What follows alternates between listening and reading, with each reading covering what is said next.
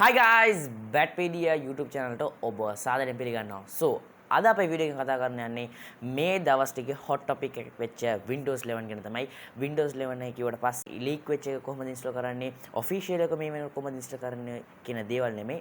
ඇත්තටම interesting දෙයක් ගැන තමයි වීඩියෝ යන කලින් ඔයාලා තාම අපේ channel subscribe කරලා නැත්නම් subscribe කරලා ඊළඟ notification bell එක තබන්න මාව ඉස්සෙල්ලා follow කරන්න, මගේ Facebook page එක like කරන්න. දැන් යන් වීඩියෝ එකට.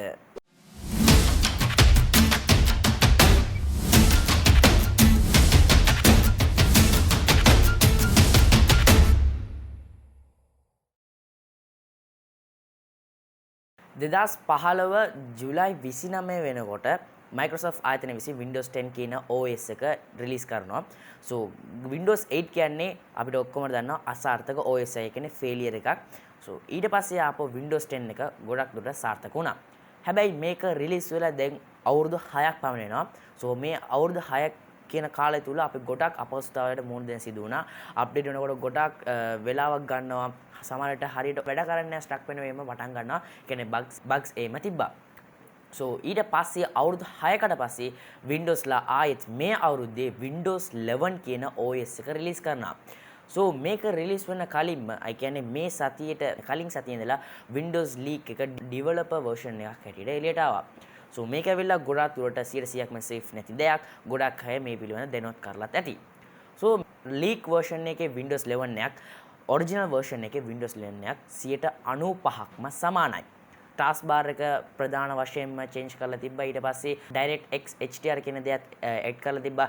ඊට පස්සේ ප්‍රධාන වශයෙන්ම Microsoft Store එක වෙනස් කරලා තිබ්බා. Android app අපේ desktop එකෙම use කරන්න පුළුවන් විදියට ඒගොල්ලන් හදලා තිබ්බා. So මේ පෙරේද තමයි මේ අපේ Windows 11 එක release වුණේ. කියන්නේ Microsoft ආයතනය විසින් official launch කරේ. So මේකේ පොඩි ප්‍රශ්නයක් මේ වෙනකොට ඇති වෙලා තියෙනවා. ඒ කියන්නේ Microsoft ආයතනයම රිලීස් කරපු PC health check කියන app එක download කරගෙන ඉස්සෙල්ලාම බලන්න ඕනේ අපේ system එකේ Windows 11 run කරන්න පුළුවන්ද කියලා. ඒගොල්ලෝ minimum specs හැටියට දීලා තියෙන්නේ basics PC එක තියෙන. ඒ කියන්නේ budgetම PC එකේ තියෙන specs තමයි. හැබැයි laptop වල touch screen තියෙන්න ඕනේ. ඒකවත් ඒකේ ගොඩාක් දුරට මේ වෙනකොට වෙනස් කරලා themes අලුත් widget ඔක්කොම use කරනවා නම් ඒගොල්ලන් touch screen කියන requirement එක මේගොල්ලන් add කරලා තියෙනවා. So ඒ නිසා touch screen තියෙන laptop වලට විතරයි මේ වෙනකොට මේක use කරන්න පුළුවන් වෙලා තියෙන්නේ.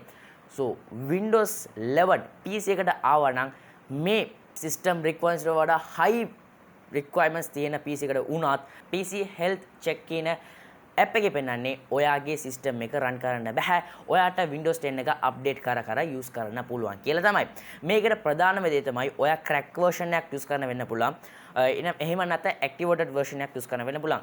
genuine වලට Windows ලබා දෙනවා. ඒ කියන්නේ Windows 11 එක ලබා දෙනවා. genuine වලටත් ලබා දෙන්නේ නැත්තේ සමහර කට්ටියට ඒගොල්ලන් genuine එකේ ප්‍රශ්නයක් නෙමෙයි ඒගොල්ලන්ට වෙලා තියෙන්නේ. ඒගොල්ලන්ගේ BIOS settings වල ප්‍රශ්නයක්. ඒ කිව්වත් මේ වෙනකොට Windows protection එක run වෙන්නේ software based ව. මේ වෙනකොට ඒක මාරු කරලා තියෙනවා hardware based ව. ඒකට අපි BIOS settings වල එක් දෙයක් මාරු කරන්න ඕනේ.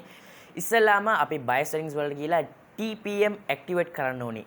එතකොට තමයි අපිට Windows 11 එකේ eligible කියලා පෙන්නන්නේ. ඔයා මොන වගේ high level specs තියෙන PC එකක් use කරත් ඔයාට මේ TPM කියන voice එක activate කරලා තියෙනුනේ. එහෙම නැත්නම් ඔයාට eligible නැහැ කියලා තමයි පෙන්නන්නේ.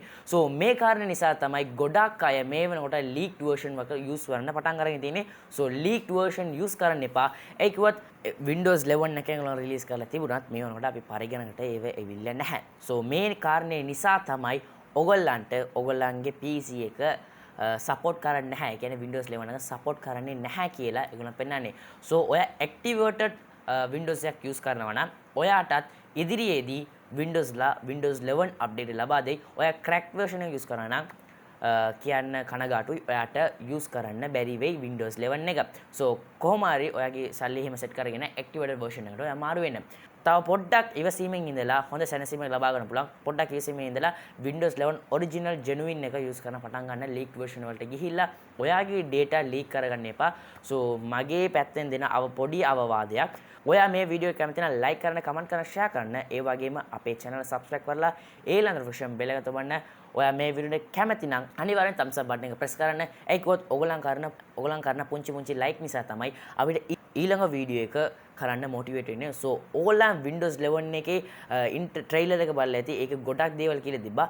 මට ඒ ට්‍රේලර් එකේ කැමැතිම පාර්ට් එක තමයි Windows 11 එකේ අපේ Android apps මේකත් යූස් කරන්න පුළුවන් කියන එක තමයි. so ඔයාට කැමැති ෆීචර් එක මොනවාද?